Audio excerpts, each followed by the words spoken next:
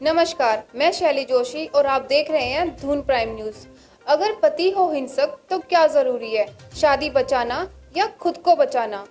यह सवाल बहुत अजीब है, लेकिन यकीन मानिए बहुत महत्वपूर्ण भी है। अक्सर हमारे समाज में बेटी को शादी बचाने की नसीहत दी जाती है, पर किस कीमत पर? आत्मसम्मान को दांव पर लगाकर बचाई गई शादी क्या वाकई शादी होती है, या फिर खुद टूटकर रिश्ता जोड़े रखना समझदारी है? चलिए एक बार जानते हैं कि महिलाओं को रोजमर्रा की जिंदगी में किन किन समस्याओं का सामना करना पड़ता है। बेवजह का गुस्सा। पति और पत्नी के बीच में छोटी मोटी नोकझोंक चलती रहती है, लेकिन कई बार पत्नी को समझ ही नहीं आता कि उनके पति को गुस्सा क्यों आता है।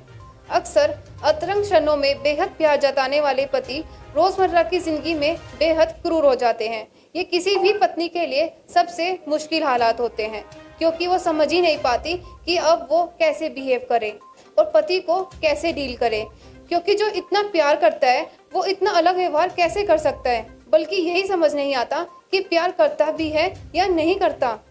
अपमान करना। कई बार तो कई पति ऐसे व्यवहार करते हैं जैसे उन्हें पत्नी का अपमान करके संतुष्टि मिल रही हो, खासकर अपने परिवार के सामने तो वो पत्नी को किसी गिनती में ही नहीं रखते। भले ही अकेले में अपने बेडरूम में वे ये कहें कि मैं तुम्हें बहुत चाहता हूँ, पर ये बात उनके व्यवहार में नजर ही नहीं आती। पत्नी को डांटना, उनके काम में बुराई निकालना और उसे पारिवारिक निर्णयों से अलग थलग रखना या महत्वपूर्ण मामलों में उसकी राय ना लेना, ये सब हिंसक व्यवहार के ही नमूने हैं, क्योंकि इससे पत्नी अंदर ही अंदर टूटने लगती है। पर आप अगर अदालत में भी कहें आपको तलाक लेना है तो कोर्ट पूछती है, क्या आपके पति आपको मारते हैं, खर्चा नहीं देते? अब उन्हें कैसे बताएं कि उपेक्षा की चोट कितनी दर्दनाक होती है और इस उपेक्षा का निशान कोई कैसे दिखाए?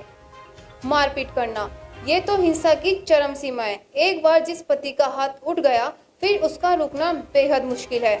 मारपीट के बाद विकल्पों की तलाश लगभग खत्म हो जाती है। कई बार ऐसा होता है कि हिंसा करने के बाद पति बेहद अफसोस जाहिर करते हैं, यहाँ तक कि रोते भी हैं। उनसे गलती हो गई, पर अगली बार फिर वही बात होती है, क्योंकि ये एक मानसिक रोग या नशे की आदत जैसा हो जाता है। इतना कुछ होने के बाद भी महिलाओं को नसीहत दी जाती है कि वे रिश्ता बचाने को प्राथमिकता दें। ये सब तो होता रहता है, पति है इतना तो कर ही सकता है। अगर आपके साथ भी ये होता तो आपको इन बातों में आकर फैसला करने से पहले खुद के बारे में जरूर सोचना चाहिए। अक्सर महिलाएं सामाजिक और पारिवारिक दबाव के चलते या इमोशनल बॉन्डिंग के चलते ऐसे इंसान के साथ समझौता करने को राजी हो जाती हैं, जैसे वो कई बार करती हैं, तब तक जब तक या तो वो पूरी तरह बिखर जाती हैं या आगे बढ़ने के रास्ते बिल्कुल बंद हो जाते हैं। ऐसे मामलों में विशेषज्ञों का कहना है कि कोई भी फैसला करते हुए एक बार अपने बारे में जरूर सोचें। जब परिवार या समाज आपके दर्द में आपका साथ नहीं दे पा रहा, आपको बचा नहीं पा रहा, तो ऐसे दबावों में अपनी सुरक्षा को नजरअंदाज करने में कहाँ की समझदारी है। याद रखिए, आप दृढ़ता नहीं दिखाएंगे तो यातना का सिलसिला बंद नहीं होगा। अक्सर औरतें दलील देती हैं कि वो जब तक इन हालात को समझती हैं तब तक वे प्रेग्नेंट हो चुकी होती हैं, और अब बच्चे के जन्म के बाद वो अपने बच्चे को पिता के प्यार से वंचित करने का अपराध नहीं कर सकती। ये एक कमजोर दलील है। जो इंसान अच्छा पति नहीं बन सका वो अच्छा पिता कैसे बनेगा? और एक लाचार माँ एक मजबूत व्यक्तित्व वाले बच्चे को कैसे विकसित करेगी? दूसरी बात, आज आप पति के हाथों अपमानित हो रही हैं, कल आप संतान के हाथों अपमानित होंगी, और ये होता भी आया है, क्योंकि आपको अपमान सहने की आदत पड़ चुकी है और आपके बच्चे आपको अपमानित होते देखने की। विशेषज्ञों का कहना है कि ऐसी बौद्धिक दलीलों से खुद को न बहलाएं। सिंगल मदर हमेशा लाचार माँ से बेहतर विकल्प है। मनोवैज्ञानिकों और मैरिज काउंसलर की सलाह लें। यदि आपके पति आपसे एक मौके की मांग कर रहे हैं और उसके लिए दबाव भी बना रहे हैं, तो बेहतर होगा कि आप उनसे मनोवैज्ञानिक और शादी के मामलों में सलाहकार के पास चलने के लिए कहें, क्योंकि हिंसा एक मानसिक विकार है और उसका इलाज जरूरी है।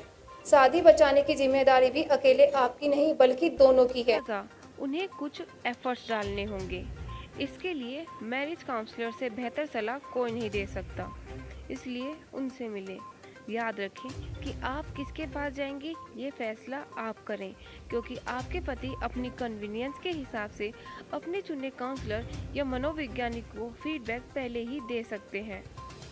बहरहाल हम इस वीडियो को यहीं समाप्त करते हैं। अगर वीडियो पसंद आया तो शेयर ज़रूर करें।